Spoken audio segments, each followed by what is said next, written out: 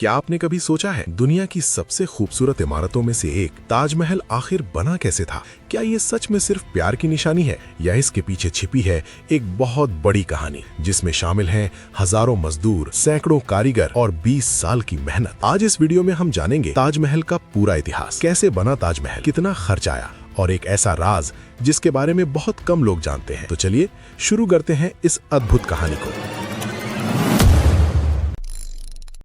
पहले चलते हैं 1607 में। उस समय मुगल बादशाह जहांगीर का शासन था और उनके बेटे थे शाहजहां। एक दिन शाहजहां की मुलाकात हुई एक लड़की से। उसका नाम था मुमताज महल। उसका असली नाम था अर्जुमंद बानो बेगम। कहते हैं शाहजहां को पहली नजर में ही उनसे प्यार हो गया। दोनों की शादी हुई 1612 में और उसके बाद मुमताज महल शाहजहां की सबसे पसंदीदा बेगम बन गई। वो हर जगह शाहजहां के साथ रहती थी, यहाँ तक कि युद्ध के मैदान में भी। लेकिन फिर एक ऐसी घटना हुई जिसने इतिहास बदल दिया। साल था 1631। मुगल सेना दक्कन के अभियान पर थी और उसी समय मुमताज महल अपने 14वें बच्चे को जन्म दे रही थीं। लेकिन जन्म के दौरान उनकी तबीयत बहुत खराब हो गई और कुछ ही समय बाद मुमताज महल की मृत्यु हो गई। कहा जाता है उस समय शाहजहां पूरी तरह टूट गए थे। उन्होंने कई दिनों तक किसी से बात नहीं की और तभी उन्होंने एक फैसला लिया। उन्होंने तय किया कि वो अपनी बेगम की याद में दुनिया का सबसे खूबसूरत मकबरा बनाएंगे। ताजमहल का निर्माण शुरू हुआ 1632 में। इसके लिए पूरे एशिया से कारीगर बुलाए गए। कहा जाता है कि लगभग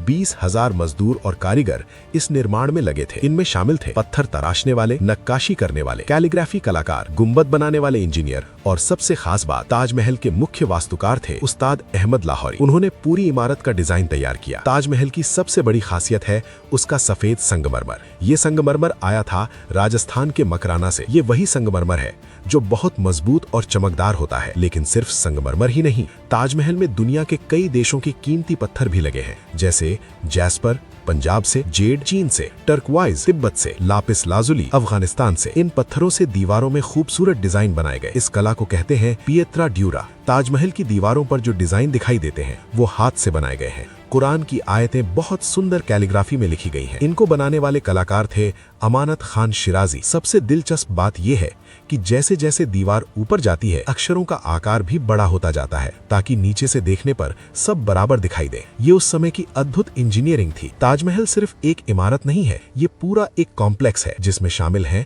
मुख्य मकबरा, 4 मीनारे, एक मस्जिद, एक गेस्ट हाउस और बड़ा सा बगीचा। इस बगीचे को कहते हैं 4 बाग गार्डन। ये फारसी शैली का बगीचा है जिसे 4 भागों में बांटा गया है। बीच में पानी की नहर बनाई गई है जिसमें ताजमहल का सुंदर प्रतिबिंब दिखाई देता है। इतनी भव्य इमारत बनाने में बहुत पैसा लगा था। इतिहासकारों के अनुसार ताजमहल बनाने में लगभग 3 करोड़ रुपए खर्च हुए थे। आज के समय में ये रकम हजारों करोड़ रुपए के बराबर होगी और निर्माण में लगे लगभग 22 साल 1632 से लेकर 1653 तक। आपने शायद एक कहानी सुनी होगी कि ताजमहल बनने के बाद शाहजहां ने मजदूरों के हाथ कटवा दिए, लेकिन इतिहासकारों के अनुसार इस बात का कोई ठोस सबूत नहीं है। ये सिर्फ एक अफवाह मानी जाती है। असल में ताजमहल के कारीगर बहुत सम्मानित माने जाते थे। लेकिन ताजमहल की कहानी यहीं खत्म नहीं होती। शाहजहां के बेटे औरंगजेब ने अपने पिता को कैद कर लिया। उन्हें आगरा किले में रखा गया। कहा जाता है वो हर दिन किले की खिड़की से ताजमहल को देखते थे और अपनी बेगम को याद करते थे। 1666 में